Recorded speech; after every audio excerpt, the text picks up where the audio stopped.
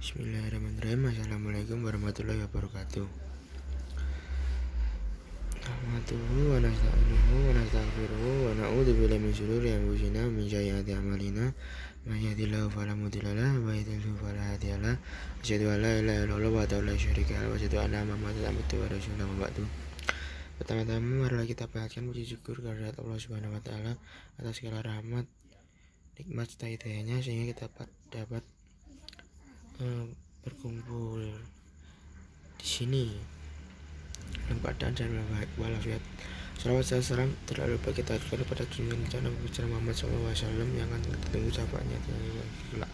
Baik, di sini saya Riko Ramadhan Pratama dengan NIM 212111364 akan menjelaskan fikih siyasah.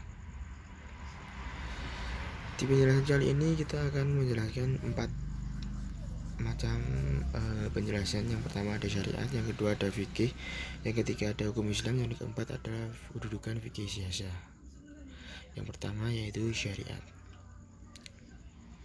Secara etimologis kata syariat berasal dari bahasa syara'a yang berarti jalan menuju mata air. Kata syariat dalam beberapa ayat Al-Quran mengandung arti jalan yang lurus dan jelas menuju kebahagiaan hidup. Syariah Islam berarti ketentuan ajaran agama Islam yang bersumber pada Al-Quran dan Sunnah Rasulullah SAW. Yang kedua fikih. Secara bahasa, kata fikih berasal dari bahasa Arab fiqh yang berarti mengetahui sesuatu dan memahaminya dengan baik. Fikih secara istilah mengandung 2 arti. Yang pertama pengetahuan tentang hukum-hukum syariat yang berkaitan dengan perbuatan dan perkataan mukallaf atau mereka yang sudah terbebani menjalankan syariat Islam, yang diambil dari dalil-dalilnya yang bersifat terperinci berupa nas-nas Al-Quran dan As-Sunnah, serta yang bercabang darinya yang berupa ijma' dan ijtihad. Yang kedua hukum-hukum yang berasal dari interpretasi hukum syara' itu sendiri. Pembahasan ketiga yaitu hukum Islam. Istilah hukum Islam hadir dalam Khasanah Bahasa Indonesia. Dimaksudkan sebagai upaya pembeda di antara hukum yang ada di Indonesia, yakni hukum adat, hukum barat, dan hukum Islam. Para ahli hukum Islam di Indonesia mendefinisikan hukum Islam sebagai berikut, yaitu seperangkat peraturan berdasarkan wahyu Allah dan sunnah Rasul SAW tentang tingkah laku manusia mukallaf yang diakui dan diyakini untuk semua orang yang beragama Islam.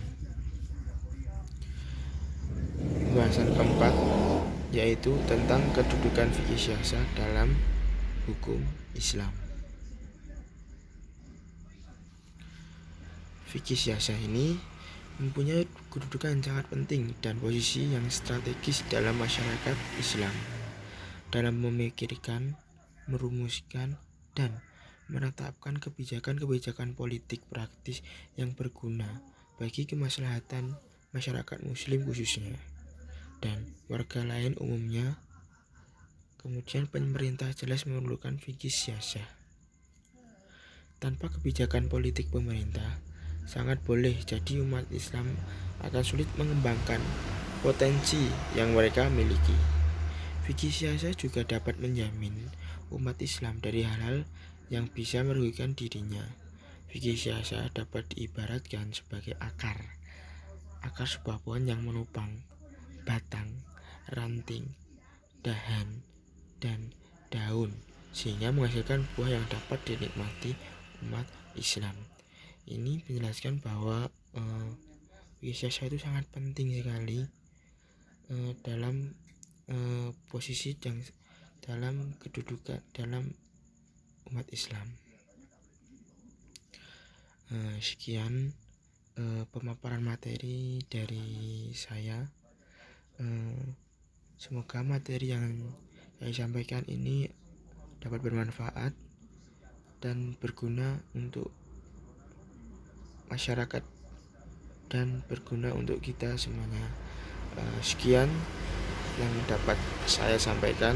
Jika ada salah-salah kata atau perkataan yang kurang berkenan, saya mohon maaf. Wabillahi taufiq wal hidayah. Wassalamualaikum warahmatullahi wabarakatuh.